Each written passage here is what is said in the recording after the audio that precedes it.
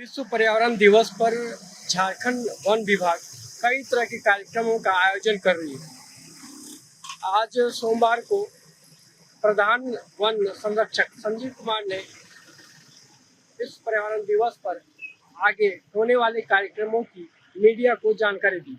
आइए मैं सुनाता हूँ उन्होंने क्या कहा। हम सभी जानते हैं कि आज पूरा विश्व जलवायु परिवर्तन की समस्याओं से ग्रस्त है और प्रत्येक 5 जून को प्रत्येक वर्ष हम लोग विश्व पर्यावरण दिवस मनाते हैं। इस वर्ष का थीम जलवायु परिवर्तन से सीधा सीधा संबंध रखता है। तो हम लोग ये प्रयास करते हैं कि लोकल टू ग्लोबल, मतलब कि हम सभी लोग मिलकर के प्रयास करें और उसका असर वैश्विक स्तर पे पड़े। मतलब कि एक व्यक्ति अपना प्रयास करेगा तो उसका असर समुदाय पे और पूरे समाज पे, देश पे और फिर पूरे विश्व के ऊपर में अच्छा उसका असर पड़े। तो इसी थीम को लेकर के हम लोग चल रहे हैं और हम लोग 1 सप्ताह का कार्यक्रम यहाँ पे स्टार्ट किया है अभी इस दिवस को मनाने के लिए। ऐसे हम लोग सालों भर इसके लिए लोगों को जन जागरण का कार्यक्रम चला रहे हैं।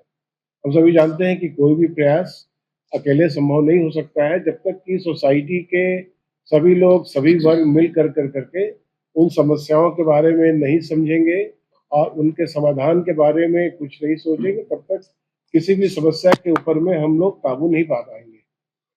तो आज हम लोगों ने बायोडायवर्सिटी पार्क में, चूंकि वो बिल्कुल एक बायोडायवर्सिटी से रिच एरिया है, तो लोगों के बीच में एक संदेश देने के लिए कि इसी तरह से एरिया को हम लोग को रिच बना करके रखना चाहिए ताकि वहाँ पे जैव विविधता है, वहाँ पे पानी का संरक्षण भी हो रहा है। हम लोग वहाँ पे जा करके आज प्लास्टिक का जो भी कचरा था, ताकि लोग उसको समझे कि प्लास्टिक के कचरा को हम लोग कैसे कम करें। उस कचरा को हम लोग नहीं फेंके इधर उधर, क्योंकि वो जब जमीन के अंदर जाता है तो उसको डिग्रेड करने में सैकड़ों वर्ष लग जाते हैं और वो वहाँ की जैव विविधता नष्ट होती है और पानी का भी लेयर वहाँ पे उसके वजह से नीचे चला जाता है।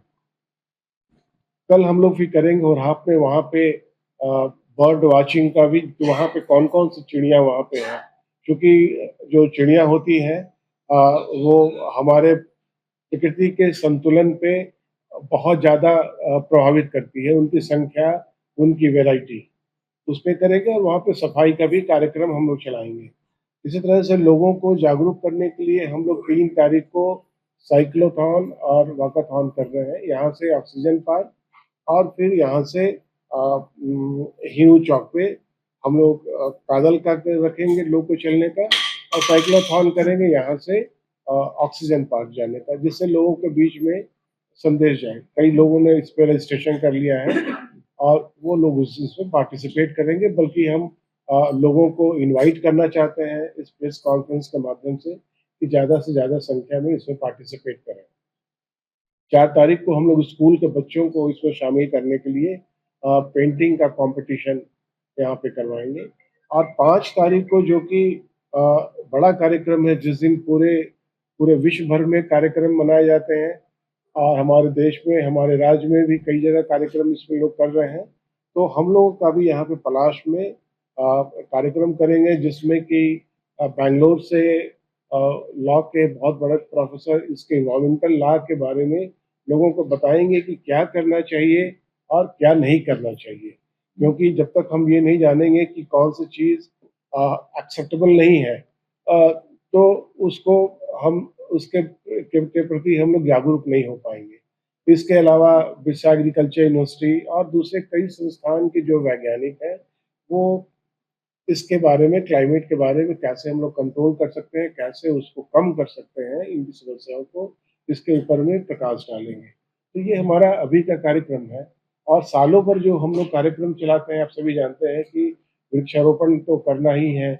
उसके बाद और हम लोग जल का संरक्षण का भी कार्य कर रहे हैं। हम लोग के लगभग 10,500 वन सुरक्षा समिति पूरे राज्य भर में उनके सदस्य लोग हैं, उनको एक्टिवेट करने का हम लोग प्रयास कर रहे हैं। जगह जगह पे उनके साथ हम लोग मीटिंग कर रहे हैं और एक्टिवेट करके वनों को बचाने के लिए, जैव विविधता को बचाने के लिए जो हमारे प्राकृतिक संसाधन है उनको बचाने के लिए और जल के संरक्षण पे हम लोगों के साथ मिल करके विचार विमर्श और वर्कशॉप कर रहे हैं। आज को पलाश में हम लोग यहाँ पे कार्यक्रम हमने जैसा बताया कि बैंगलोर यूनिवर्सिटी से नेशनल लॉ यूनिवर्सिटी से एक प्रोफेसर आएंगे जो कि इन्वायरमेंटल लॉ के बारे में लोगों को बताएंगे कि हमको क्या करना चाहिए क्या नहीं करना चाहिए, क्योंकि इन्वायरमेंटल लॉज जो बने होते हैं या बहुत सारे ऑनरेबल कोर्ट के जो जजमेंट होते हैं उनको पालन करने के जो डायरेक्शन होते हैं उससे बहुत सारे डूज और डोंट्स लोगों को पता नहीं होता है, तो वो जानकारी लोगों को देना है। उसके अलावा क्लाइमेट के क्षेत्र में और क्या क्या कार्य कर सकते हैं, जैसे बिरसा एग्रीकल्चर इंस्टीट्यूट हुआ या इंस्टीट्यूट ऑफ फॉरेस्ट प्रोडक्टिविटी, वहाँ के साइंटिस्ट लोग क्या कार्य कर रहे हैं, अपने एक्सपेरिमेंट्स उन्होंने क्या पाया है जिसको कि हमको ज़्यादा से ज़्यादा एरिया में उसको लागू करना है, इसके बारे में लोगों को बताएंगे। वहाँ पे उसके हिसाब से कौन कौन से कार्य किए जा सकते हैं संतुलन बनाने के लिए, उसके लिए एक रोड मैप होता है। मान लिया जाए कहीं पर किसी जगह रोड बनाने के लिए परमिशन मिलता है, तो उसके साथ कौन कौन से कार्य करने चाहिए ताकि संतुलन बना रहे, वो स्टडी कर करके हम लोग के पास डायरेक्शन आता है, हम लोग उसके हिसाब से करते हैं। हम लोग इसमें प्लांटेशन का एक्टिविटी मेजर कहीं पे सिंबॉलिक एक पौधा 2 पौधा लगा देंगे, लेकिन अभी जून में जब तक बारिश नहीं होती है हम लोग पौधा नहीं लगाते, क्योंकि वो तो फिर सूख जाएगा। कंक्रीट के जंगल, उसमें रह कौन रहे हैं? सरकार कोई तो नहीं रह रही, हम सभी लोग रह रहे हैं। तो हम वही कहना चाह रहे हैं कि सभी को जागरूक होने की आवश्यकता है, समाज के सभी वर्ग के सभी लोगों को इसमें जागरूक होने की आवश्यकता है। हम यदि ये सोचें कि कोई एक पार्टिकुलर वर्ग इस काम को करेगा तो इससे पॉसिबल नहीं, क्योंकि समस्या तो सभी मिल के क्रिएट कर रहे हैं। यदि कहीं पे हम ज़्यादा डीजल या पेट्रोल खर्च कर रहे हैं, कहीं पे हम अपनी सुविधा पे ज़्यादा खर्च कर रहे हैं, तो वो तो हम सबको मिल कर करके ही उसको सोचना होगा।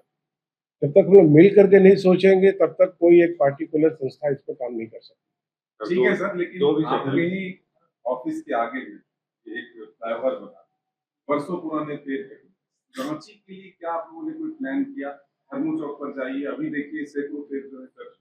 तो रांची के लिए क्या प्लान किया आप लोगों ने, जो अभी जो सैकड़ों हजारों की तादाद में पेड़, वन विभाग का तो यही काम है। हाँ देखिए, इसके लिए एक कॉन्सेप्ट होता है कॉम्पनसेटरी एफॉरेस्टेशन, मतलब क्षतिपूरक वनरोपण। ठीक है, तो जो पेड़ कटते हैं उसके बदले में पेड़ लगाए जाते हैं, और खास करके रोड पर पे जहाँ पे कि पेड़ कट रहे हैं वहाँ पे उसका क्षति का आकलन कर करके कितना गुना पौधा लगाया जा सकता है वो संबंधित एजेंसी को बता दिया जाता है और उसको पौधे को लगा सकते हैं। अब जैसे यहाँ फ्लाईओवर बना, अब यहाँ पर पेड़ नहीं लगेगा लेकिन कहीं पर भी वो पेड़ लगेगा। तो आप सभी जानते हैं कि एक पार्टिकुलर जगह का जो वातावरण यदि आप कहीं पे अच्छा करते हैं तो उसका असर दूसरे जगह पे भी होता है।